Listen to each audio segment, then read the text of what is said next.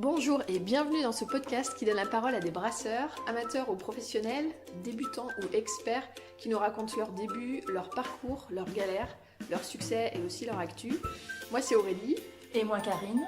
Notre idée, partir à la rencontre des passionnés du brassage, écouter leurs histoires, partager des conseils et astuces pour t'aider à progresser dans le brassage de bière chez toi. Si ce podcast te plaît, n'hésite surtout pas à en parler autour de toi, à partager. Le bouche à oreille est encore le meilleur moyen de faire connaître ce petit projet. Retrouve-nous sur notre blog commentbrassersabière.fr et aussi sur les réseaux sociaux. Toutes les notes, les liens et les photos de cet épisode sont dispo sur notre blog. Pour ce premier épisode, nous avons poussé la porte de la microbrasserie Caribroux, installée à Brignais près de Lyon, depuis juillet 2018, et tenue par Simon et Étienne. Un grand merci à eux pour leur accueil. Bonne écoute. Tous les deux avec Simon, on a fait les mêmes études en fait, et c'est là qu'on s'est rencontrés. On a fait une école d'ingénieur en génie biologique à Clermont-Ferrand. C'est là qu'on s'est rencontrés et qu'on a détecté notre volonté de créer une entreprise à l'avenir. Et on a eu différentes expériences dans nos études qui nous ont aussi orientés sur le fait que c'était quelque chose qui pouvait nous correspondre, répondre à nos attentes dans la gestion d'entreprise, dans le montage d'un projet, etc. Et avant de se lancer, on voulait faire quelques années de salariat. Donc on a travaillé tous les deux dans le même domaine, mais pas dans la même entreprise, qui étaient dans le domaine de la dépollution. D'accord. Dépollution de l'eau, des sols, de la terre. Donc dans deux boîtes différentes, dans deux villes différentes. Et pendant cette période-là, on a monté le projet de brasserie. On a cherché un projet qui nous fédérait, un projet qui était porteur aussi économiquement. Et on s'est arrêté sur ce projet-là de monter une microbrasserie, une bière artisanale, en région lyonnaise. Et quand on est parti du coup de nos travails respectifs, on a mis grosso modo 1 an pour pouvoir lancer l'entreprise. En tout et pour tout, donc à partir du moment où on a investi dans l'unité de 50 litres, donc il y a eu l'aspect plus technique où là on va dire qu'on prenait un peu d'expérience sur le brassage, donc on s'informait, on a rencontré des brasseurs pros aussi pour voir un peu comment ils fonctionnaient, demander aussi un peu des conseils sur ce que eux pouvaient préconiser sur le lancement, voilà, en termes de volume notamment, parce que c'est souvent ça qui peut être limitant en tout cas pour certains brasseurs pros, d'équipements, de contacts, de fournisseurs, des choses, voilà, comment ils fonctionnaient. D'accord. On a pris pas mal d'informations sur cet aspect-là, sur l'aspect technique, en brassant du coup en amateur. Quand vous vous êtes lancé dans le projet, vous n'étiez pas des anciens brasseurs amateurs? Du tout. On a été sensibilisés à ça dans nos études. Les processus qui se cachent derrière le brassage de la bière, en DTP ou des choses comme ça. Voilà, on les connaissait. Ouais. Et il y avait un TP bière dans notre formation, où il y avait c'était une initiation au brassage de la bière avec tout l'aspect, la vision scientifique de la chose aussi. Ouais. Et ça, c'est aussi ça qui nous a conforté dans cette idée-là, c'était qu'on n'était pas complètement déconnecté de notre domaine de compétences. Et puis en plus, on est sur un produit plaisir, un produit qui nous plaisait aussi, c'était important dans notre volonté de créer. Donc ça réunissait un peu tout ça. Mais on peut dire clairement qu'avant de se lancer dans le développement du projet à proprement parler, des premiers brassages qu'on a fait, on n'avait pas d'expérience de brasseur du tout. Et alors la première fois, vous avez commencé avec quoi? Un kit acheté sur Saveur Bière. Ouais. Les 4 litres. On avait chacun notre kit et on a brassé ça donc c'était du tout grain déjà. Brassé dans une Dame Jeanne, fermenté dans une Dame Jeanne, 4 litres effectivement, comme dit Simon. Bon, ça n'a pas été très fructueux. On n'a pas sorti, on peut pas dire qu'on est sorti une bonne bière. Ouais. Et donc très vite, comme on voulait en tête, on passait quand même sur quelque chose on se projetait sur un vrai projet de création. Donc c'est là où on a investi dans le Brewmaster que Simon vous a montré, 50 litres. Parce qu'on voulait développer, on se projetait là, dans ce projet-là, et on voulait vraiment développer des recettes, qui sont les 4 recettes de notre gamme permanente actuelle. Et on voulait développer des recettes qui soient reproductibles. On voulait pas faire une bonne bière, mais finalement que ce soit un coup de chance, parce que tous les facteurs étaient réunis au bon moment dans le chauffage des marmites, etc. Donc on voulait quelque chose de reproductible, donc on a investi dans le Brewmaster. D'autant plus qu'on sent un peu le marché qui s'identifie en termes de microbrasserie en tout cas. Donc c'est pour ça qu'on se disait, voilà, si vraiment c'était un projet qu'on voulait porter et qu'on voulait essayer d'en vivre plus tard et de voir le jour, il fallait que ça se fasse, on va dire, dans les années assez proches, quoi. Assez rapidement. Parce que c'est sûr que voilà, il y a de plus en plus de brasseurs, il y a aussi de plus en plus de demandes, donc c'est ça aussi qui est intéressant, mais à un moment donné, forcément, il risque d'y avoir un décalage et une problématique. Donc c'est pour ça que on a voulu tout de suite privilégier l'aspect sécurité dans l'aspect régulation de température, comme je vous disais tout à l'heure, pour du coup être sûr au moins de pas remettre en cause ces paramètres-là, si jamais il y a des biais sur des bières au final, quoi. Plus de remettre en cause les parties que nous on maîtrisait. Ouais. Et donc le brassage, qu'est-ce qui vous plaît le plus là, quand vous êtes sur le terrain, quand vous avez commencé avec votre 50 litres? Dans le brassage. Dans le brassage. Ouais. Et déjà ce qui est grisant, enfin, c'est avant le brassage pour le coup, c'est de faire sa recette, donc c'est de jouer un peu, de faire un peu de biblio, de savoir ce qui se fait, de goûter un peu à droite à gauche, de voir ce qu'on aime aussi, de ce dont on a envie de retrouver dans nos produits, quoi. Donc ça c'est toujours intéressant de pouvoir un peu jouer avec toutes les matières premières qu'on a à disposition, surtout qu'il y en a maintenant quand même un certain sacré nombre.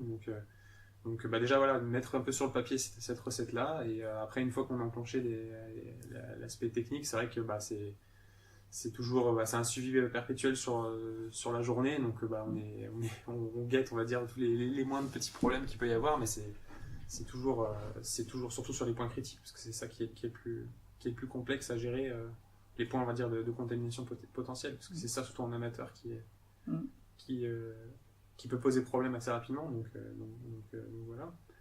Après, est-ce qu'il y a un moment en particulier Il n'y a pas vraiment, enfin, petit personnage, parce que c'est personnel, il n'y a pas vraiment de paroxysme dans le plaisir du brassage.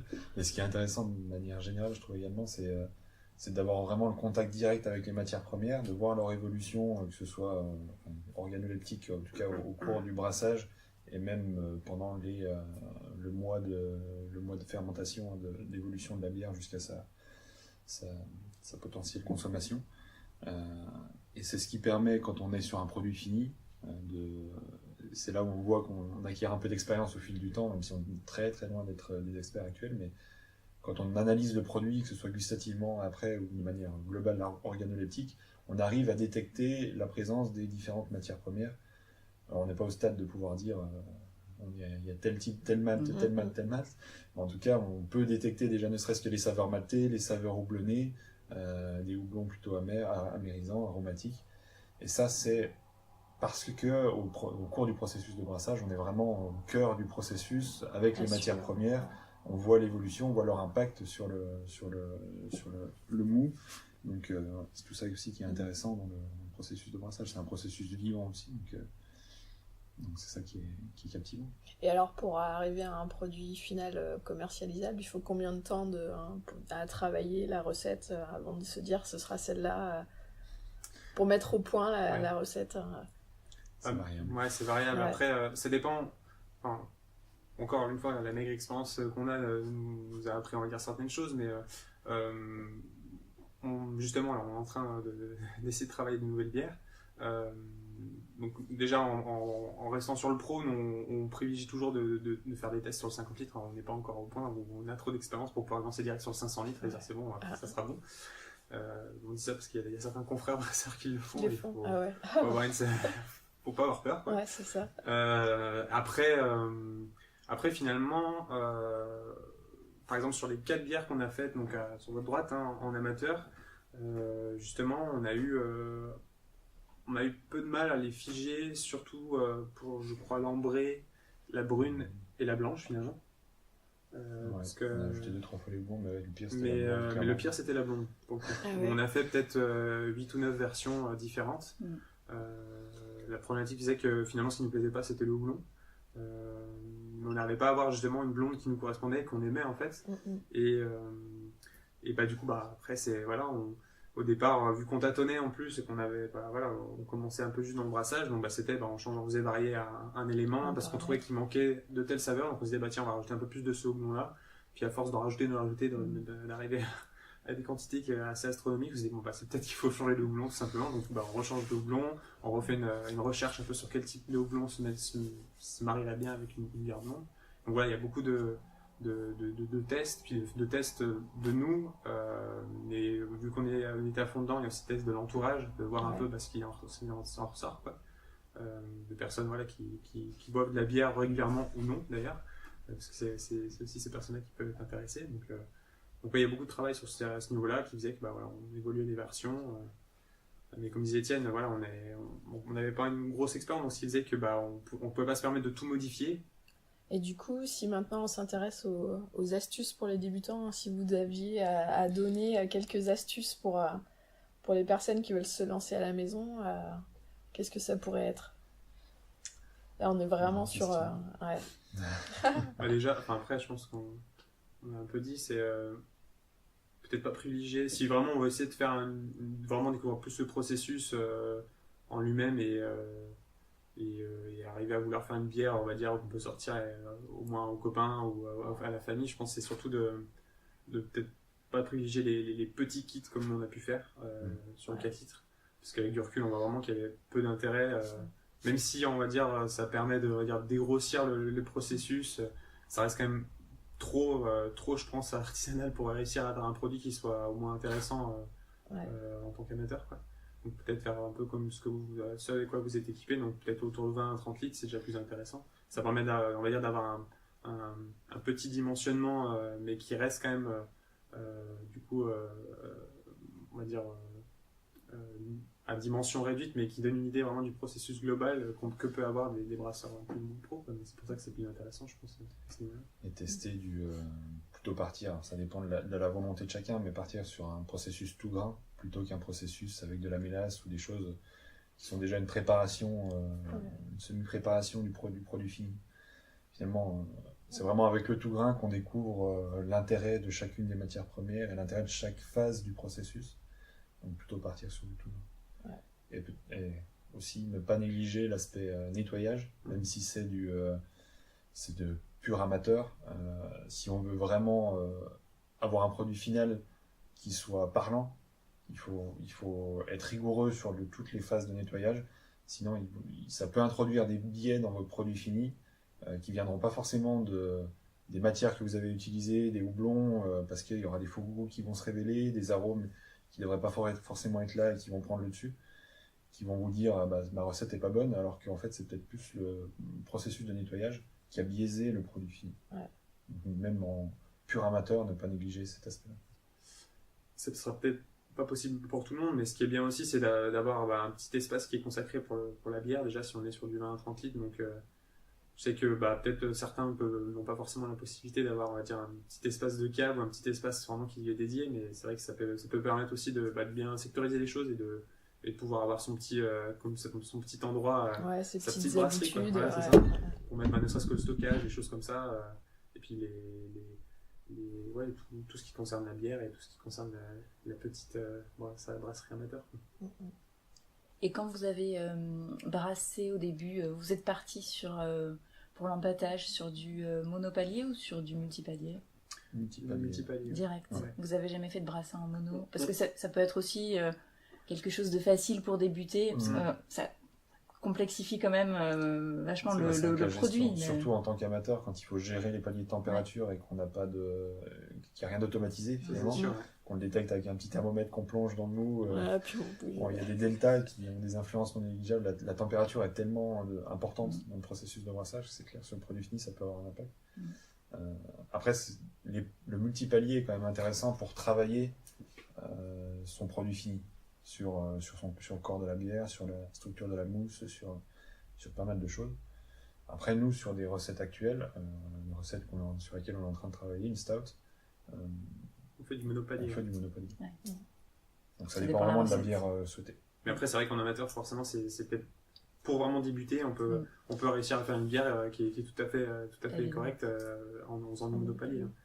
Donc sur un système, par exemple, je sais pas, donc c'est peut-être pas, justement, nous on avait cet aspect de régulation de température, donc c'est pour ça que c'était plus facile pour nous de dire voilà, on veut peut-être pas lier à 30 degrés, du coup ça se régule automatiquement, mais si on est par exemple sur du gaz avec justement le petit thermomètre à côté, c'est plus compliqué à gérer. Mais, ouais. Formation, du coup, vous avez fait un peu de zytologie ou formation au brassage, vous êtes passé par cette case-là ou ou c'était votre formation de biologiste qui vous a... C'est principalement ça. On s'est déplacé chez des brasseurs et puis on a fait 1 ou 2 stages des brassages commerciaux où on peut brasser un peu ça. Ah oui, alors vous avez fait quoi? Vous avez fait des ateliers Oui, on avait fait la Germanoise, c'est dans la Loire en fait. C'est en partant sur Clermont-Ferrand. D'accord. Une brasserie qui propose des stages justement sur 20 litres. Une journée? Ouais, c'est ça. Ouais. Donc il y a l'aspect pédagogique qui est mêlé à l'aspect technique et ça c'est intéressant. Ça. Ça aussi c'est quelque chose que nous on peut avoir en tête pour plus tard, mais c'est vraiment intéressant pour les personnes qui veulent vraiment pousser un peu le descriptif de la bière et là vraiment rentrer dans l'aspect plus technique et l'aspect plus fonctionnement enzymatique et autres. C'était vraiment intéressant de pouvoir toucher à ça et de voir aussi comment fonctionnait le brasseur. Aujourd'hui, il y a des outils quand même. Nous, on utilisait, c'est vrai qu'on n'en a pas parlé, mais on utilisait dès le début, on a utilisé Beersmith, logiciel en ligne. Ouais. Et ça vous aide. Qui est très énorme. Sur PC. Et ça permet quand même d'avoir, même s'il y a toujours des biais, c'est de la théorie face à la réalité, mais ça donne quand même une vraie structure à la théorie et qui est proche de la réalité. Au final, on n'a jamais été complètement déconnecté de la recette qu'on avait élaborée initialement. Surtout qu'aujourd'hui, comparativement à certaines brasseries qui se sont lancées il y a des années, typiquement la brasserie de la Loire ou même le Nicasie, même si aujourd'hui Nicasie c'est un autre modèle, on peut leur laisser qu'à l'époque ils ont été quand même des pionniers. C'était une époque où en termes de biblio justement, de recettes existantes, les techniques brassicoles, en France c'était très, très peu documenté. Donc c'était un monde à recréer, même s'il était très développé avant-guerre schématiquement, et puis après ça s'est effondré et que ça s'est redéveloppé à partir des années 2000. Mais c'est des gens qui ont dû vraiment ressortir les données et les savoir-faire de l'époque. Et nous aujourd'hui, alors il faut élaborer des choses, mais c'est vrai qu'on dispose quand même d'outils informatiques et de biblio qui aident pas mal à structurer et à savoir où on va. Donc jusqu'à présent, on n'a jamais eu de surprise énorme dans le résultat final. La plus grosse surprise qu'on a eue, c'est parce qu'on avait éventuellement eu une contamination sur le brassin. C'est ça qui biaisait de manière majeure le produit fini. Et vous notez tout. Ouais. Et c'est pareil, c'est Beersmith, vous enregistrez ou vous avez un journal On utilise, via Beersmith, en fait, du coup, on utilise, on a toutes nos fiches de brassage en fait, qui sont recensées là-dessus, que nous, ça nous permet d'avoir une trace écrite quand on est dans l'atelier, quoi. Et après, on stocke tout maintenant en informatique. Pour le moment, on croise pas mal. Initialement, quand on était un amateur, on doublait avec des formats Excel, du coup, où on répertoriait un peu les données intéressantes, où on rajoutait du coup un encart notes, et on mettait en fonction, dégustation avant mise en bouteille, dégustation après mise en bouteille sur J+7, J+14, voir l'évolution, noter les saveurs olfactives, tout gustative, olfactive, tout ça, pour essayer de déceler un peu l'évolution aussi, pour voir un peu ce qu'il en était. On essaie aussi de conserver des bières un peu plus longtemps, toujours sur nos brassins, les premiers brassins, d'essayer de les conserver dans le temps, quoi, de voir un peu l'évolution. En termes de traçabilité, on fait pas mal de choses encore en doublon, c'est-à-dire qu'on a l'aspect Excel, on a l'aspect Beersmith, et puis on a aussi, depuis qu'on est pro, on utilise un logiciel qui est propre au brasseur, en fait, qui s'appelle EasyBeer, et qui permet d'associer à la fois la gestion des stocks, la gestion des brassins et tout ça, donc ça c'est vraiment top pour les brasseurs qui se lancent, du coup. Et donc voilà. Et des bières éphémères, vous allez essayer d'en faire régulièrement? On va essayer chaque saison. Fin d'année dernière, on en a fait 2. Puis là, on travaille sur les bières de printemps et on pense déjà aux bières d'été également. Donc l'idée, c'est d'avoir une rotation saisonnière. D'où les petits pots, du coup, pour essayer de faire déguster ça, un peu ce qui ressort. Mais ouais, c'est ça aussi qui est top. Comme Étienne, on est sur un secteur géographique qui fait qu'il y a beaucoup de producteurs aussi. Et pouvoir aller voir le producteur qui nous apporte un peu on va dire son savoir sur son produit, et puis nous on dit on peut essayer de l'apporter sur la bière et d'essayer de faire quelque chose d'intéressant. C'est un petit challenge, c'est ça aussi qui booste un peu plus puis de pas brasser tout le temps les mêmes recettes. C'est ça qui est stimulant aussi. Si on est toujours sur le même procédé avec des produits connus, on perd un peu le plaisir de la découverte. Encore un très grand merci à Simon et Étienne. Merci également à toi d'avoir écouté cet épisode jusqu'au bout. J'espère que cette rencontre t'aura plu et t'aura donné quelques tuyaux. N'hésite pas à nous dire ce que tu en as pensé. Et abonne-toi au blog Comment brasser sa bière si tu veux être notifié lors de la prochaine publication des articles. À très bientôt!